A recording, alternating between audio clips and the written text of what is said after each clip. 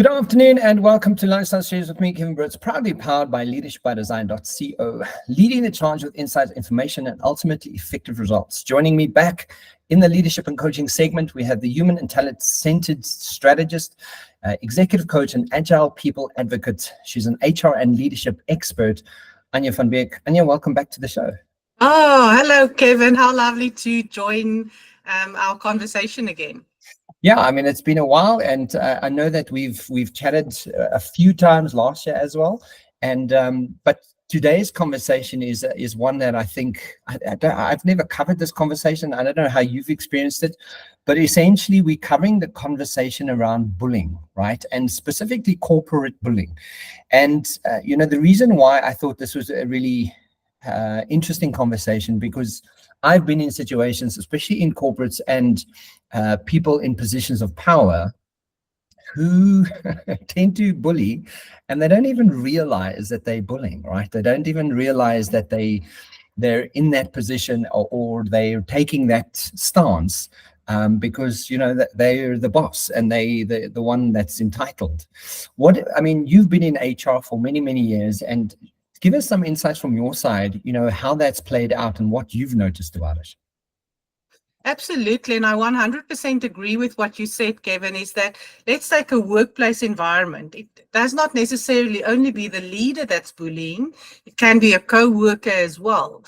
And I think I often see that. I mean, even in my coaching practice, I have one or two clients specifically focus on how do you need to handle that, when they feel that they're getting bullied. And I think that's why it's so important to have a look, how would I define bullying? And I mean, if you Google it, you will get a definition, something like that.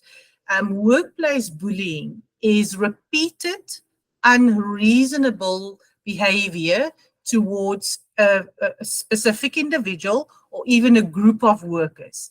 And that can be any act of verbal comments that will impact that individual's, I want to say, psychological safety. And psychological safety, it's really where you feel that you cannot show up as you in the workplace. And that is just so sad. So yeah, to answer the question, I unfortunately see this often in the work environment. Yeah, and also I sometimes think that, because people grew up a certain way and they grew up in a certain type of fashion or certain culture, they assume that that's the best approach. They assume that, because I'm a man and you're a woman, that narrative sort of follows out.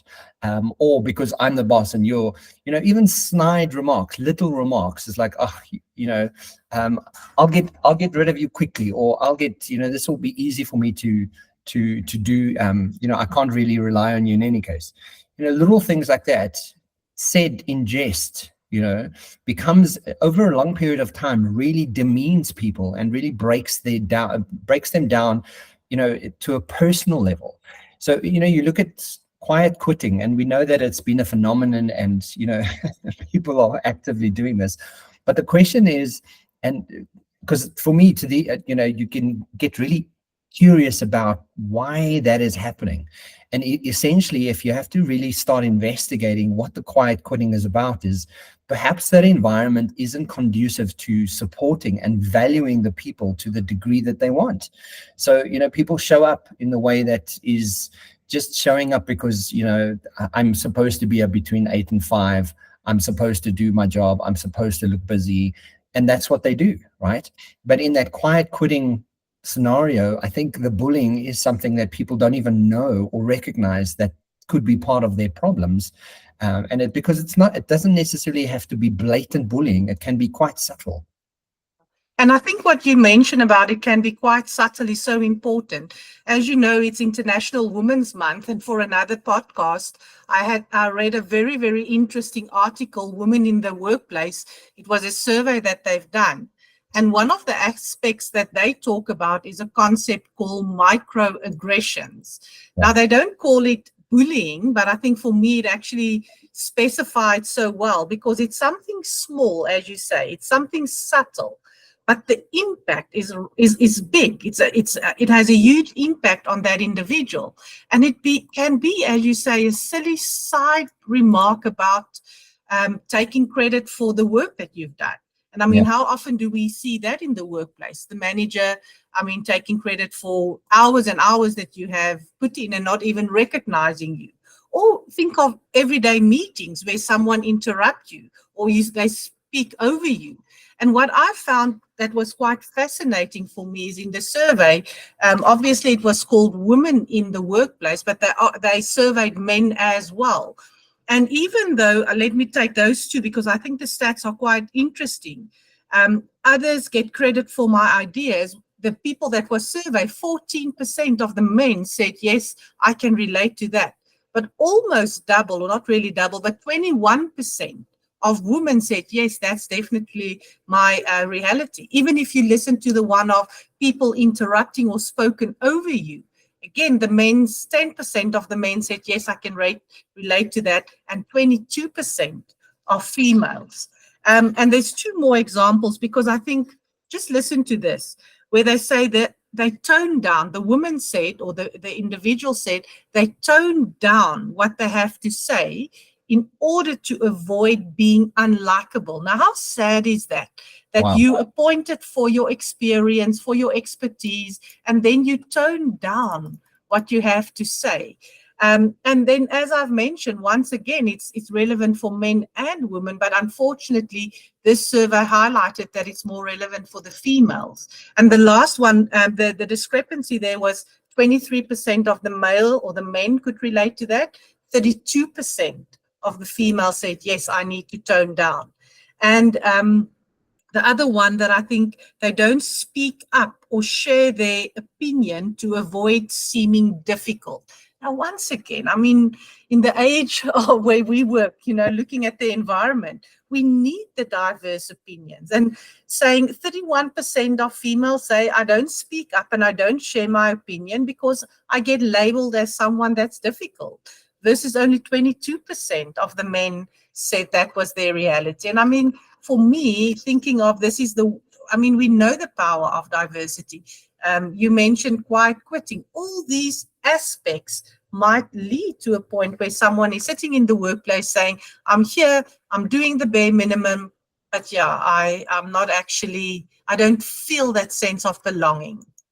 Yeah, and also, as a gay man, I've been in situations where that's happened as well, where I've been in a corporate environment and people make homophobic gestures or snares or jokes, at someone else's expense, and they don't see. Well, very often they don't assume that I am gay, and even that in itself, you kind of go, if you're not a gay person, you should be making gay jokes in any case, right?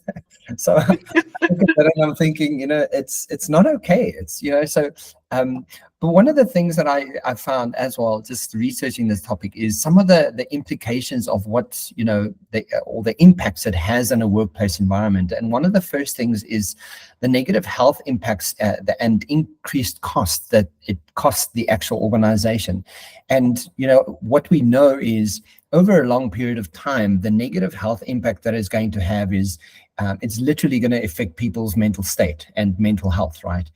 On a long term, it's going to cost them money because people are going to stay away from work. They're going to be taking off. They're going to be finding reasons not to be productive. So if you have someone in your environment that is bullying, even subtly, that could literally have a financial impact on that environment to a large degree. And I think not only financial impact, but also if you think of the outcomes and achieving goals, because yourself, when we think of what do we know about neuroscience and how our brain functions, and whenever we're in a state of stress, and stress is good, but unnecessary stress, that's what we're referring to. And if we're in that brain state where we focus on, not focus, but we stress, we know that our prefrontal cortex is not optimally functioning. And that's how it will impact results as well. And then, as you said, impact the bottom line of the organization. Another one that they mention here is encouraging of negative behaviors. So bullying can foster an environment where negative behaviors are not only tolerated, but replicated. Right. And I think that's so concerning, because if they see, especially from a leader's perspective, you have 10, 20, 50 people reporting to you, and they know that you're a bully, or you're assertive, because that's what you think you're calling it. People start replicating that, and if a manager is quite harsh to his people, and he has line managers that do the same thing, it's considered okay because, the manager does it, right? But essentially, bullying can be replicated, because once it's given permission to do so, people will just do it. And I think even when you use the words giving permission to do so, I almost think it's giving, or not actually saying anything, not addressing it. So it's not as if you're giving permission, but the fact that you're not addressing, let's take the one where someone keeps on interrupting an individual or individuals, and you just let it go. Yeah, then you're giving them permission to do that. And then that is unfortunately how other people will behave as well. And that's why I love the concept of, yes, we all have values in our organizations, but what's the vital behaviors if we want to build an inclusive culture? And that's something that comes to mind for me. Let's speak up when we see something, irrelevant of who you are in the organization, but don't just subtly let it go by and, you looking the other way and as if it did not happen. Exactly, yeah. Another impact here is, reducing creativity and innovation. So bullying prone cultures can stifle creativity and innovation by discouraging open communication and expression of new ideas. And in such an environment, people feel unsafe and share their thoughts and challenging existing norms, right? And as you were saying earlier, when you don't have that psychological safety, how do people then step into a position of thriving and coming up or challenging the norms or coming up with new innovative ideas, purely based on the fact that they know that this is not an environment where we can or we're allowed to do that kind of thing, right? And I think that speaks to how emotionally able and educated the leader is around their own emotional state and own emotional regulation, right? Because if you're making a leader feel less than or smaller because you're now becoming, or you've got an innovative idea, what does that say about me as the leader? So there's that catch-22 as well that they don't see. Absolutely. And I just want to go one step back when you spoke about psychological safety and innovation and creativity. And I love, I think it was a podcast from Brené Brown, where she said that often organizations want her to come and support them with, let's be more innovative, let's be more creative. And then in the same sentence, they say, but just don't talk about psychological safety. We want this part, but not that part. And what she says, it goes hand in hand. And her definition of psychological safety simply says that if we want our team members to fully show up so that they can innovate and solve problems and serve our customers, as leaders, we need to be vigilant about creating an environment where the team or the individuals feel seen, heard, and respected. And I think, once again, I have this brilliant idea, and for whatever reason, I don't feel safe to share it. Perhaps it might be the reaction of my manager, but yeah, I think, as you said, the importance then of that leader to self-regulate, or that emotional state that you're referring to, I think even today is more so important than ever before, simply because my view is that the leader does not need to be the cleverest or the smartest person in the room. You need to create the environment for the rest to shine and thrive. I think that's more your role than ever in the past. Yes, we know that there's strategic focus in this and that, but it's all about creating that environment so that people can, innovate and solve problems and serve the customers. And when I always find, when I see a leader doing this, my immediate go-to, and I don't share this out loud, but my sentiments in my head is like, what, can you not just pull yourself towards yourself? Like, do you honestly believe that approach is going to be effective in an environment where you're on a daily basis, you're working with people, and you think that, and it comes back to the human needs, right? The 6 human needs where we all have the need for significance. But by bullying someone and becoming significant in that degree, that is a very unhealthy way of getting significance, right? Or gaining significance in that environment.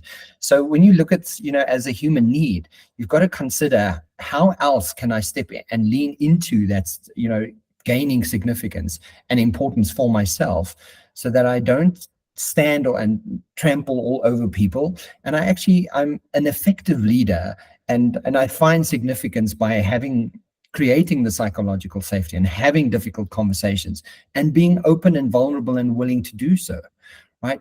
Because to me, it always goes back to the fundamentals of the human that's doing the bullying. It's like, what is the actual intention behind the bullying? And if you look at it, it's usually a need that is not met within themselves. And what I have seen is that it's also sometimes that the intent is not necessarily bad. I'm making a joke. You mentioned about the gay joke. I'm making a joke for whatever reason, and the intent might not be bad. Doesn't mean that the impact is not bad.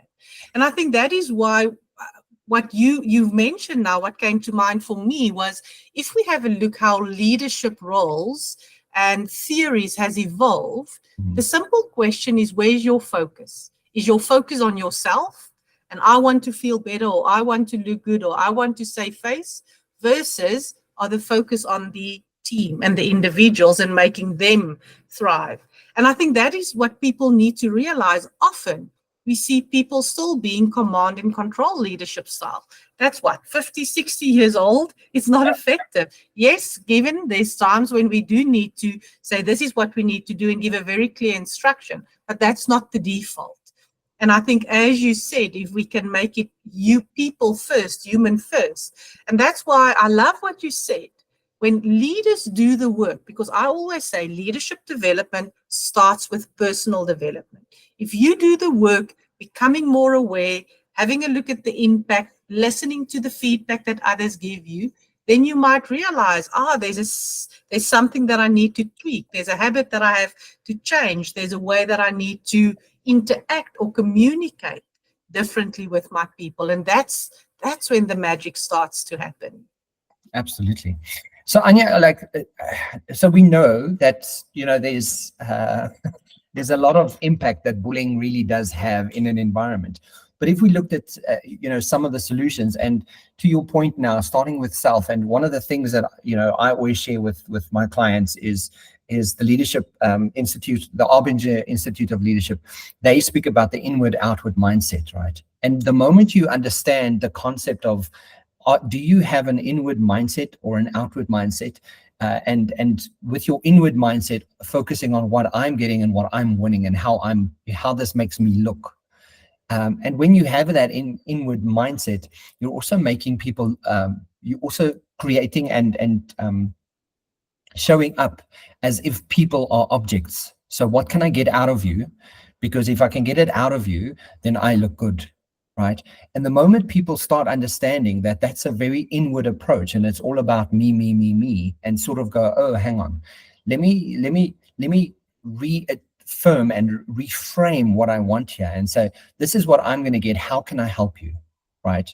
And because you have that joint approach to your leadership style, that's a wonderful way of reframing and re-looking at how you can start solving this kind of issues, because the moment you change it to an outward mindset, it impacts the environment immediately. Yeah, definitely. And I love that the work that the Arbinger Institute is doing. And I think, as you said, it starts with a mindset. Now, when I think of changing something like this, for me, it should be done on 3 different levels. It's definitely starting with a personal one. What's my mindset? Is it inward or outward or whatever? But then also perhaps even thinking of what is your intrinsic motivation, and what is the legacy that you want to leave, and what's the team culture that you want to build. The second level for me is on a social level, where it's how does the other colleagues and leaders, it's not only me, but how does the other people influence this? And then lastly, looking at it from an organizational or a structural level to say, Do we have the right policies in place? Do we have an anonymous phone line where someone can report this, or whatever the organizational structure might be? So I think when we think of finding a solution, definitely ticking a box on personal, social, and structural level. And I mean, adding to what you've just said, one of the points that I made here is developing and enforcing a clear code of conduct, and that outlines acceptable behaviors and consequences of violating these norms. And I think that goes hand in hand with an organization's value system, right? So, you know, if you don't value respect and encouragement and teamwork and collaboration, very often this type of behavior can get skewed. So really understanding that that code of conduct, right? Who are we and how do we show up in this environment? And, you know, people, I often say, people have that sentiment of like, well, you know, I'm Kevin, I don't care what people say. And you know, I say to them, well, maybe you should care. Maybe you should care what people say, because, you know, you can't just go running around like a bull in a china shop and expect nothing to break, right? Be more responsible for the energy and the impact that you're having in an environment. You cannot simply do it because you're having an emotional response, right? And if you are, go for a walk, go for a smoke, go for a, you know, go to the gym. But don't just be reactive based on the fact that you're needing to have a moment, right? Be more responsible for how you show up in that environment. And what you mentioned here about being mindful of in that moment, another focus that I just want to highlight here is be mindful of what the people say. Most organizations that I'm aware of are doing some sort of dipstick survey or employee survey and asking people how they, you know, what's their views on the work environment, and listen very carefully to those data points. Just don't just see them and then let it, you know, sit somewhere in a corner. Be mindful of, this is the data, I'm tracking the data. I mean, thinking of the LGBTQ environment, and a lot of the time that's the people that's being bullied. Now, if you have data around that, be specific. What are you doing with those data points, and making sure that you track and you see progress. So I think in the end, it's all about what is your intention to really create an inclusive culture.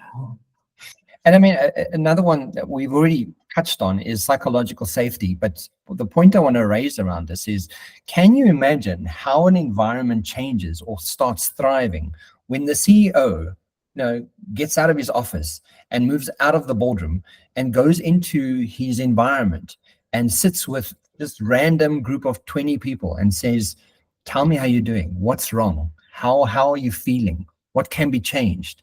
Let me hear you. Let me listen. And I think one of the reasons potentially, and I'm making an assumption and a generalization around this, but essentially, maybe CEOs don't do it or skew away from that because they don't know what to say.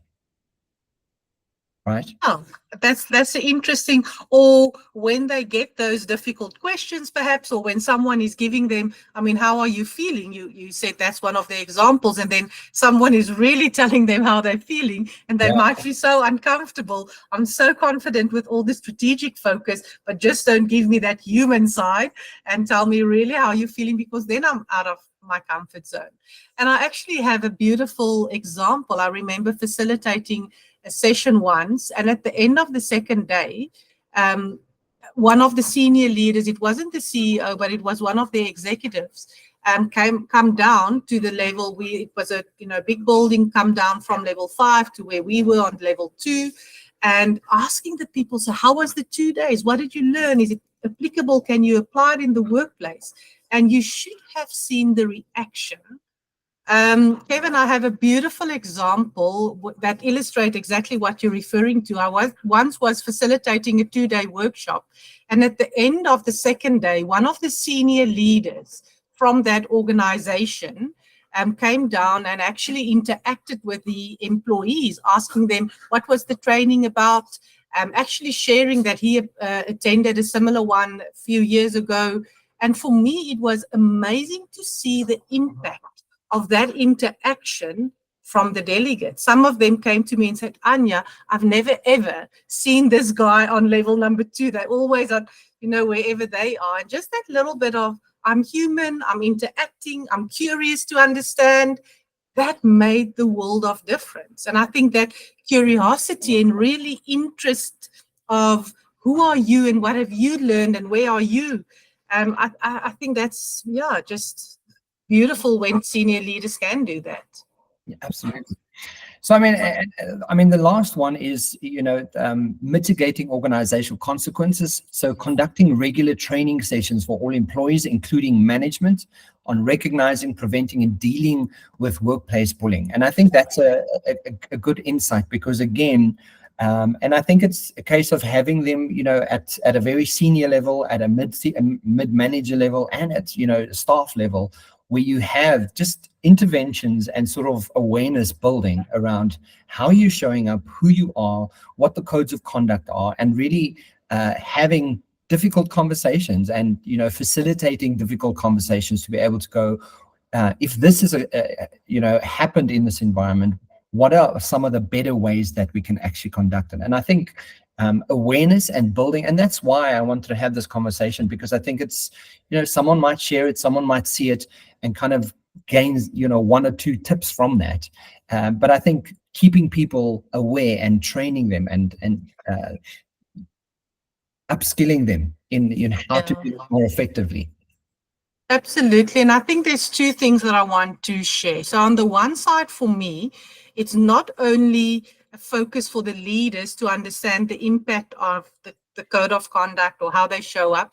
It's also skilling the employees to speak up when there's a challenging or difficult conversation to have. So I think it can be twofold.